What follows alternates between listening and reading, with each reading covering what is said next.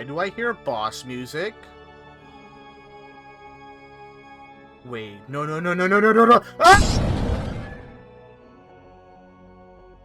Welcome to your final destination, Jew.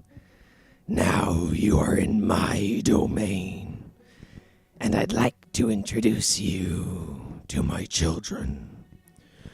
First, you'll have to face Utopic Draco Future. Next, you'll be up against Leviathan, Generator Boss of Shadows.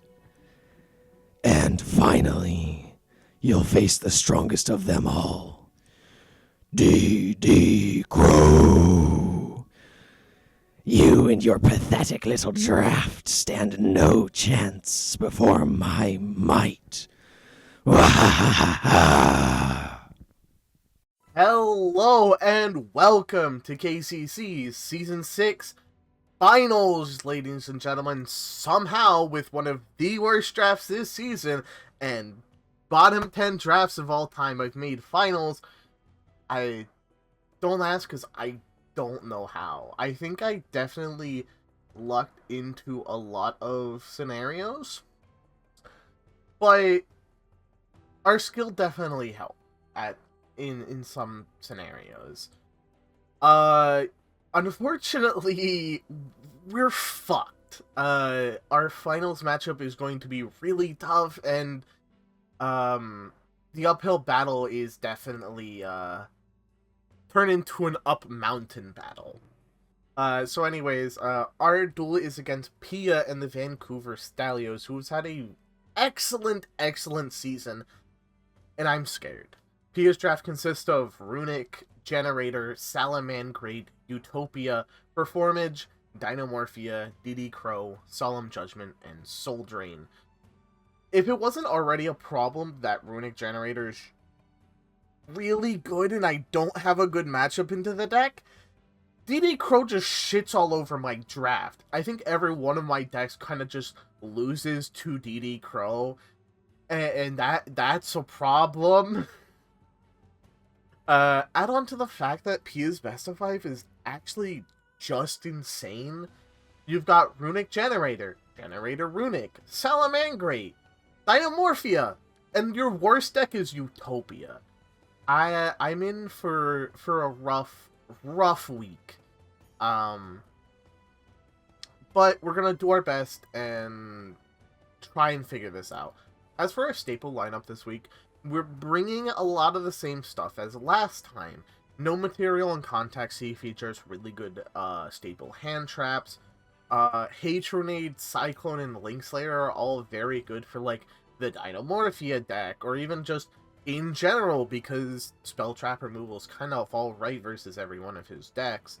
The Kaiju likes Dark Ruler, Alpha, all very solid going second cards. DDG is featured in literally every side deck, so it should be no surprise at this point. And last to round it out is like Salesman. Very standard stuff because Pia's draft is so weird to prep for, and there's not a lot we can do against Runic Generator. We could play something like Winter Cherries, but the issue is it doesn't have a lot of power versus a lot of his draft. The only really thing we can do with Winter Cherries is enter Blathnir. And unfortunately, with how tight all of our extra decks are, and the fact that it's not going to win us games, we can't really play something like that. Regardless, though, there wasn't a lot of prep to go into this week because our matchups are so bad. I legit don't think I have a single good matchup into Runic Generator, which kind of means I'm already down 0-2.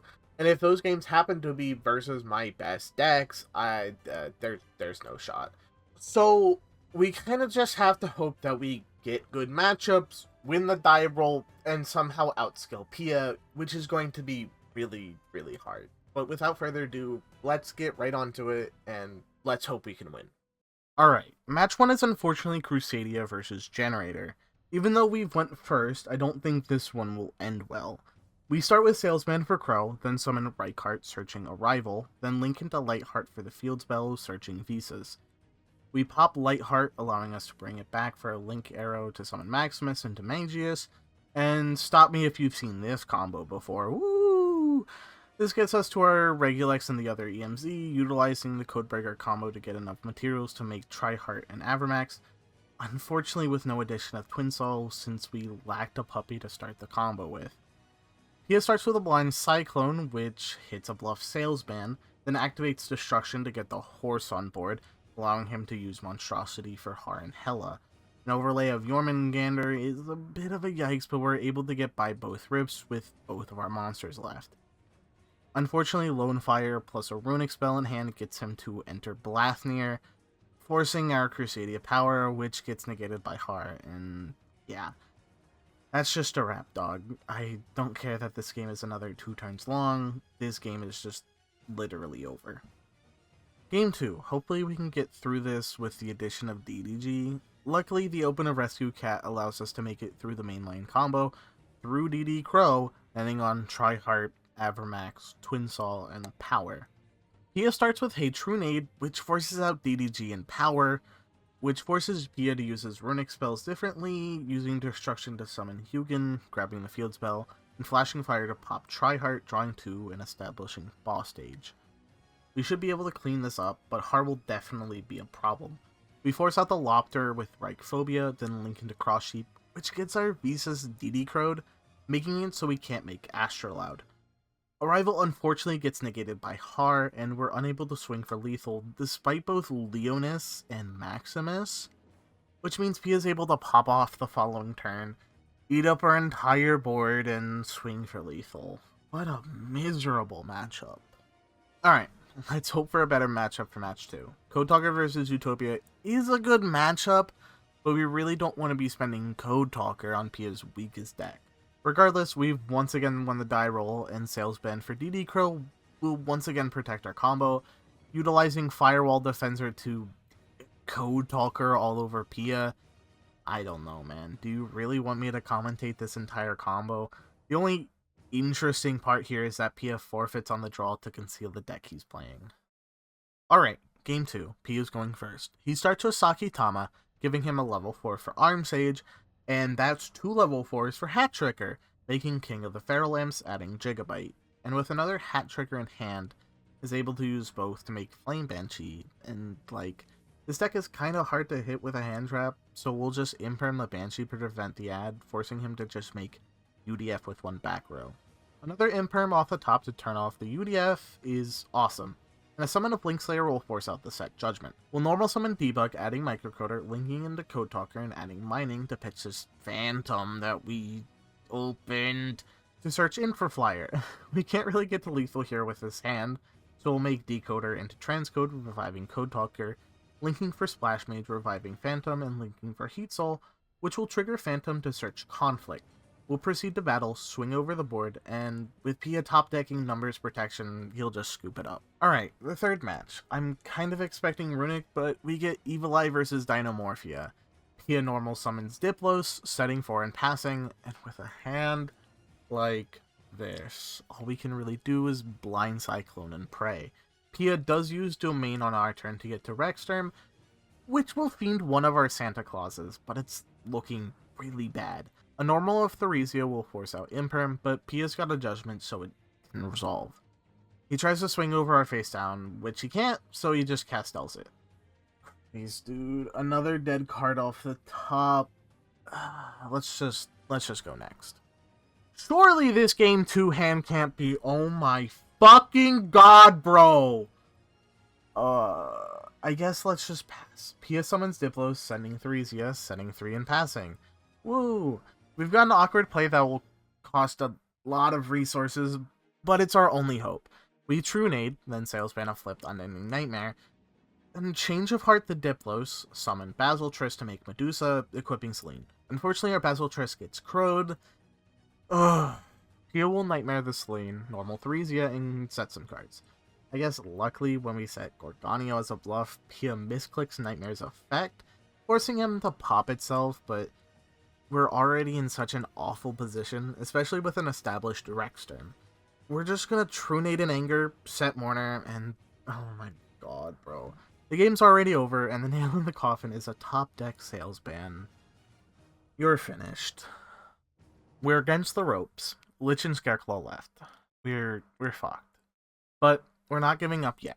Scareclaw versus Salamangreat, I guess, is the better matchup, but we're going second, and this hand looks miserable.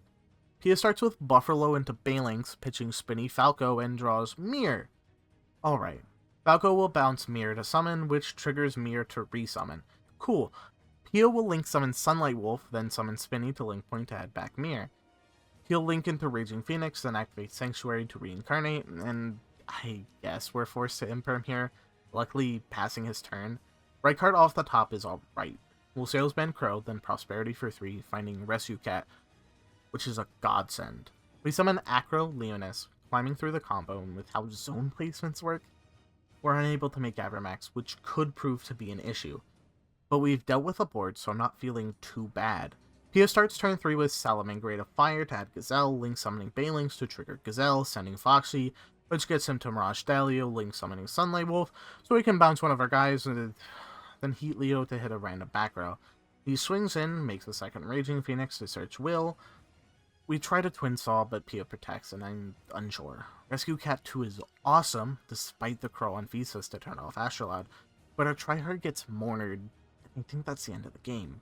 Will plus the mole effect finding 2 names is enough for Pia to climb to lethal. Yikes. How did we lose that game, bro? Alright, let's have game 2 do better. Please. This hand looks good, and the loan into Lightheart is great, but unfortunately Lightheart gets Skullmeistered, and we're forced to pass. Yeah, I knew that happened at least once this set. Unfortunately, our Imperm isn't enough because P has enough gas to make Nightmare Phoenix mid-combo line. Awesome. He'll make Mirage Stallios to summon Jaguar, then reincarnate, summon Raging Phoenix to add Will, Soul Charging for 4, Link summoning both early and Proxy F, Fusion summoning Violet Chimera, and setting our Visas to 0 attack, allowing him to swing in for 8,800 damage, and that's curtains. That is frustrating. The matchup was always kind of leaning on the air of impossibility for me, considering what we've talked about before with Runic Generator being such a prevalent and powerful deck, and his best of 5 just kind of being better than ours. And it's really frustrating for one of my better decks in Evil Eye breaking so poorly to the point where I feel like I might have had a chance if I didn't brick. But regardless, good games to Pia, and I feel like I did fine given the fact. Consider, once again, our draft's a lot worse than his. Our best of 5's a lot worse. The power ceiling of our decks is a lot worse. But we still took Pia to match 4.